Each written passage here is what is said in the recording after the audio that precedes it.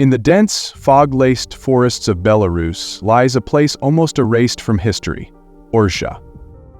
A village once caught in the crossfire of one of World War II's most brutal campaigns. It was small, surrounded by swamps, forests, and winding roads with no strategic value.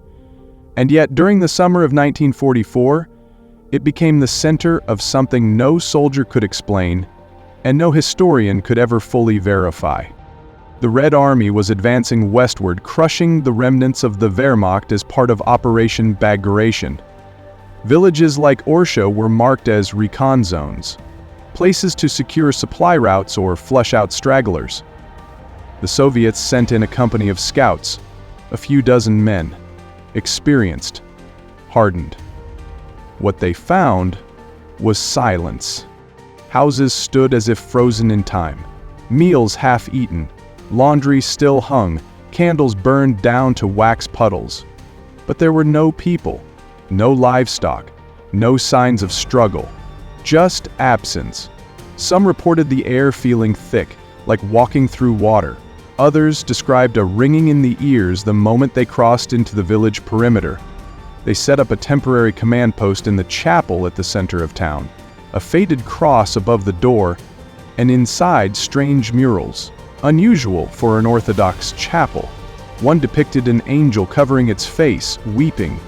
Another showed a mass of faceless bodies writhing beneath the earth. It unnerved the men, but war hardens the soul. They pressed on. That first night, the radio operator sent an update. Coordinates, status, no enemy contact. Then a pause, and he added a final line. The forest breathes here. At sunrise, 2 men were missing. The sergeant assumed they'd gone AWOL, but their gear remained, weapons stacked neatly, boots by the beds, like they'd undressed and vanished into thin air. The company fanned out in search. That's when they noticed the mirrors, scattered throughout the village, in hallways and barns, even nailed to trees, were old, cracked mirrors. Some fogged over, some shattered, but all positioned to reflect the chapel. One mirror, set in a wooden frame, sat in the middle of the town square. It was not cracked, but when one soldier looked into it, he screamed. He said he saw himself, older, with blood running from his eyes. Behind him stood the missing men, their mouths stitched shut. He shot the mirror. The sound echoed longer than it should have, and when the dust settled, they found something etched into the back of the mirror, in dried blood. He who sees becomes. That night, the whisperings started. First it was laughter, children's laughter, coming from inside the chapel. Then came voices calling the soldiers by name. Not just their first names, but nicknames only their mothers would have known. One man, completely stoic in battle, collapsed and begged to be tied up. He said something in the village was trying to wear him like skin. Men started sleepwalking, eyes open, pupils fully dilated, muttering in Old Belarusian, a language most of them didn't speak.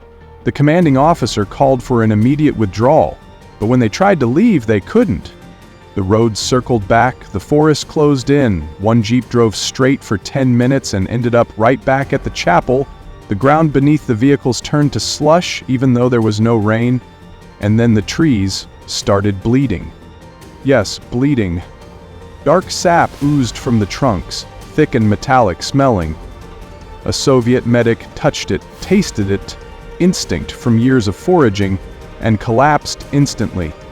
He convulsed for hours, whispering one word over and over, Golgolga. The rest tried to hold out until reinforcements arrived. They never did.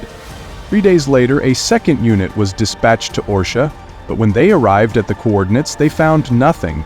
No village, no buildings, no bodies. Just a flat clearing, not even rubble. Smash that subscribe button and join our growing army of truth seekers. And in the comments, tell us, would you dare spend a night in the ghost village of Orsha?